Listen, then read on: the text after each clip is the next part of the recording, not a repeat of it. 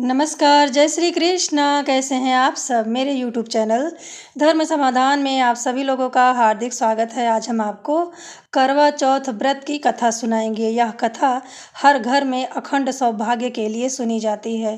कथा सुनने के लिए आप अपने हाथ में चावल या गेहूँ जो भी आपके यहाँ रखा जाता है उसे ले लीजिए, क्योंकि सूने हाथ कथा नहीं सुनते हैं।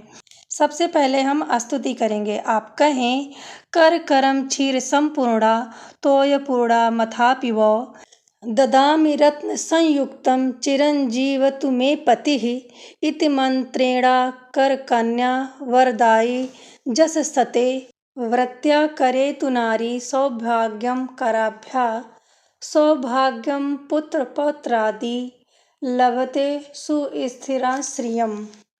करवा चौथ व्रत की कथा इस प्रकार से है। प्राचीन काल में द्विज नामक ब्राह्मण के 7 पुत्र थे और एक वीरावती नाम की कन्या थी। वीरावती प्रथम बार करवा चौथ व्रत के दिन भूख से व्याकुल होकर पृथ्वी पे मूर्छित होकर गिर पड़ती हैं। तभी सब भाई यह देखकर रोने लगे और जल से मुख धुलाकर एक भाई न बट के वृक्ष पे चढ़कर छलनी में दीपक दिखाकर बहन से कहा कि चंद्रमा निकल आए हैं।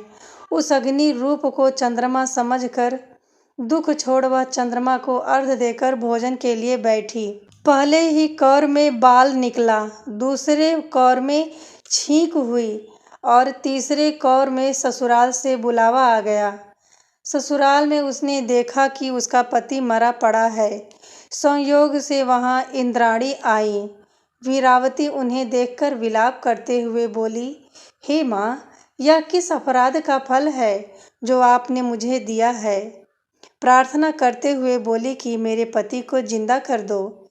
इंद्राणी ने कहा कि तुमने करवा चौथ का व्रत बिना चंद्रोदय अर्थात चंद्रमा को अर्घ दिए बिना ही पूर्ण किया है। यह सब उसी के फल से हुआ है। अतः अब तुम 12 माह के चौथ के व्रत व करवा चौथ का व्रत श्रद्धा और भक्ति से विधि पूर्वक करो, तब तुम्हारा पति पुनः जीवित हो उठेगा।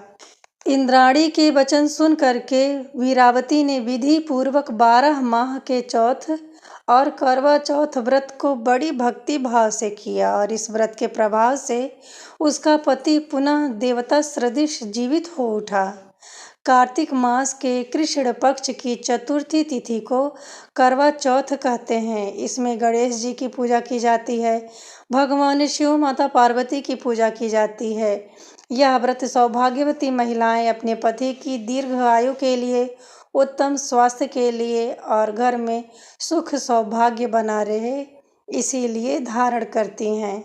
कथा श्रवण करने के बाद में आपने हाथ में जो चावल लिया था उसे करवा माता को समर्पित करके थोड़ा सा चावल आप अपने आंचल की चुनरी में बांध लीजिएगा। इसी चावल से ना चंद्रमा को अर्घ्य प्रदान किया जाता है। फिर आप हाथ जोड़कर कथा में रही सही कमियों के लिए माता करवा से, भगवान गणेश से, भगवान शिव से, समस्त देवी देवताओं से क्षमा याचना करें। अपने अखंड सौभाग्य के लिए माँ करवा से प्रार्थना करें।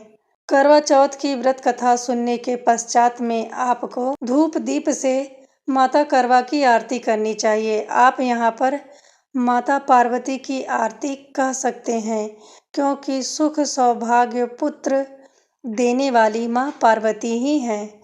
अखंड सौभाग्यवती रहने का वरदान माँ पार्वती देती हैं। इस तरह से आज हमने आपको करवा चौथ व्रत की कथा सुनाई है। यदि आप इस कथा को सुनकर जरा सा लाभान्वित होते हैं तो कमेंट बॉक्स में जय माँ करवा, जय माँ पार्वती जरूर लिखें। मिलते हैं अगले वीडियो में, तब तक के लिए नमस्ते। सुखी रहिए, स्वस्थ रहिए, सदा सौभाग्यवती बनी रहिए। आप हमारे चैनल को पूजा पाठ की जानकारी के लिए सब्सक्राइब कर सकते हैं।